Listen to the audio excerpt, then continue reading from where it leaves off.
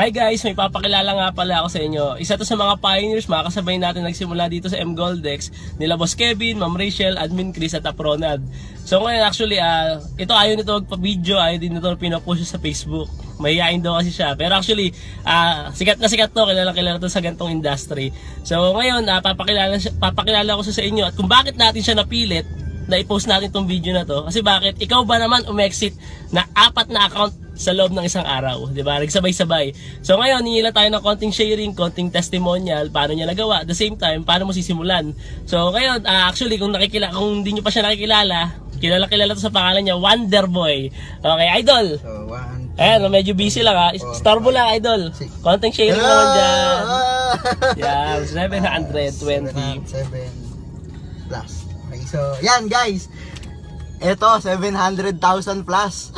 720. Grabe. Okay, so yan guys, kung ba't ko kinito to, naka-exit yung dalawang solo account ko sa third table, then naka-exit din yung dalawang solo account ko sa first table. So all in all, 4 na solo account yung nag-exit sa akin. So ito yung kinita ko ngayong araw. Sarap eh, no? One day guys. So guys, Idol, konting naman sharing, konting namang testimony lang naman. Okay, so yan guys, gusto ko lang i-share sa inyo yung blessing na to. Okay, so gusto kong magbigay sa inyo ng konting advice ba. Guys, kung nakita nyo M-Goldex ngayon, 3 months pa lang, ang dami ng binagong buhay. May mga Pilipino na nasa ibang bansa na pauwi dito sa Pilipinas para makasama na yung pamilya nila. Okay, dahil yung kinita nila dito sa M-Goldex, sapat na para baguhin yung buhay nila at makuha na yung pangarap nila. Okay, so nakita mo yung M-Goldex ngayon, alam ko inaaral mo. Alam ko ina-analyze mo. Pero ang pinaka-importante sa lahat, magkaroon ka ng action at magkaroon ka ng tamang desisyon dahil tama itong pagdesisyonan mo. Nasa tamang kumpanya ka.